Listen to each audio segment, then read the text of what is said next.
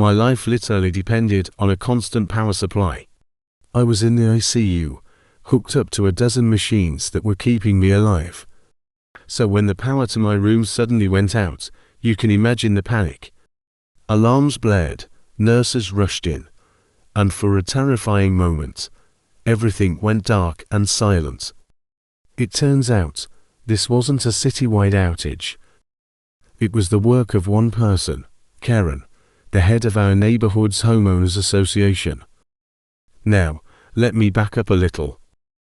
My family had been through hell. After a severe car accident, I was left with critical injuries. I spent weeks in a hospital far from home before I was stable enough to be transferred to a specialized care facility right in my own neighborhood.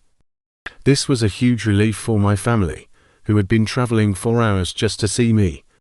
The facility arranged for a dedicated power line to be run from our house to my room, ensuring I had a stable, uninterrupted electricity supply for my life support equipment. It was a complex setup, but it was necessary. We got all the permits, informed the city, and even sent a notice to the HOA explaining the situation. We thought we had all our bases covered. We were wrong. Enter Karen. Karen was the self-appointed queen of the neighborhood. She had a reputation for being a stickler for rules, most of which she seemed to make up on the spot. A misplaced trash can, a lawn that was 1/4 inch too long, a festive decoration left up a day too late, nothing escaped her critical eye. So, when a temporary, insulated power cable was run neatly along the curb from my house to the facility, Karen saw it not as a lifeline, but as an eyesore. My dad told me what happened. The day after the cable was installed, Karen was at our door. She demanded the unsightly wire be removed immediately. My dad, exhausted and stressed, calmly explained the situation. He told her about my condition, about the life support machines, and that the cable was a medical necessity approved by the city. He even showed her the paperwork. Karen just scoffed. She said, "HOA rules are clear. No external wiring is permitted. It lowers property values." My dad was stunned. He asked if she understood that my life was at stake. Her response was chilling. "That's not the HOA's problem. Rules are rules." She gave us 24 hours to remove it, or she would take action. We immediately called the city and the power company. They both assured us that Karen had no authority to interfere. The permits were valid, and this was a medical emergency. They advised us to ignore her threats. So, we did.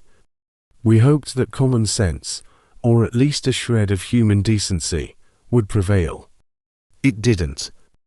The next afternoon, just as Karen had threatened, the power to my room was cut. Later, we found out what she did. She had gone to the main junction box for our block. It was secured, but she somehow got her hands on a universal key from a disgruntled former utility worker. She found the breaker that supplied the dedicated line to my room and flipped it. Just like that. She plunged a critically ill person into darkness because a cable offended her aesthetic sensibilities. The backup systems in my room kicked in immediately, but they were only designed to last a few minutes. The nurses and doctors worked frantically, manually operating some of the equipment to keep me stable. It was chaos. My family was terrified. The facility's director was on the phone, screaming at the power company, the police, and anyone who would listen. The first officers on the scene were just as confused as everyone else. They saw the cut line at the junction box and initially thought it was vandalism. That's when my dad put 2 and 2 together. He stormed out of the facility and marched straight to Karen's house. He didn't even knock, just hammered on the door until she opened it, looking smug. He demanded to know if she was responsible. And she admitted it. With a proud little smile, she said, "I told you I'd take action. You have to respect the rules." My dad lost it. He told her exactly what she had done, that she had nearly killed me. Her smile vanished, replaced by a flicker of, well, not remorse, but maybe a tiny bit of fear. She started backpedaling, saying she didn't realize it was that serious. By this time, the police had been informed of Karen's involvement. Two cruisers pulled up to our house, just as my dad was reading her the riot act. They listened to my dad's furious explanation, then turned to Karen. The smugness was completely gone now. She looked pale and started stammering about property values and HOA bylaws. The officers were having none of it. They took her statement, and it quickly became clear she had knowingly and willfully cut the power. But here's where it gets even better. Because this was a medical emergency of the highest order. The power company didn't just send a regular truck. They dispatched an industrial-grade mobile generator. This thing was a beast. It was the size of a semi-truck, loud, and had to be parked directly in the street to be hooked up.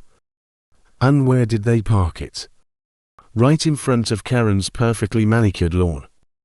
Her prize-winning rose bushes were now staring at the grill of a massive, rumbling generator. The generator had to run 24/7 until a permanent, underground solution could be installed, which would take several days.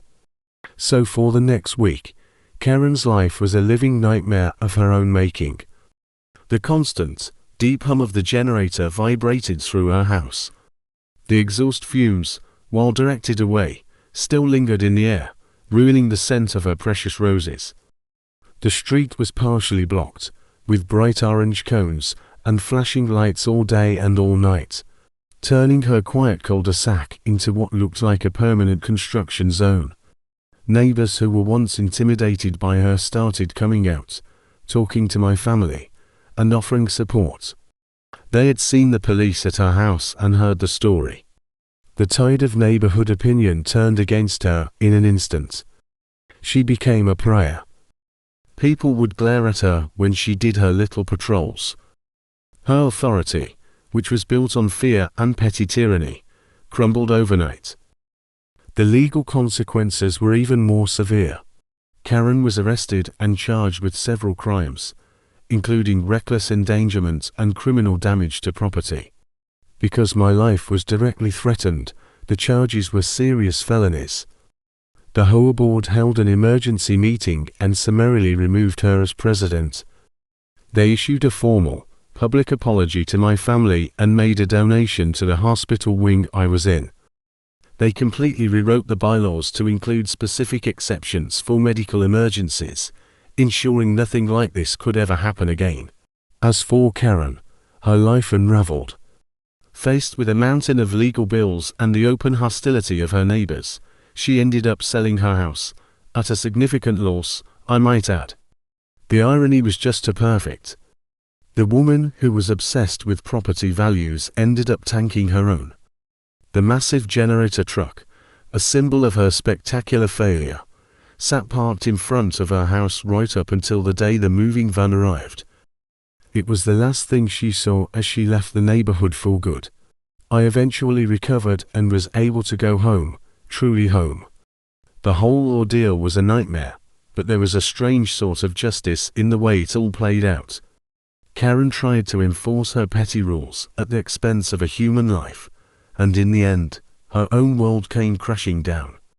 She froze when she saw a giant generator truck roll up, realizing in that moment that she had picked a fight with something far more powerful than an HOA bylaw, a family's love and the will to live. And that's a fight she was never going to win. Thanks for listening to my story, and I hope you'll subscribe for more.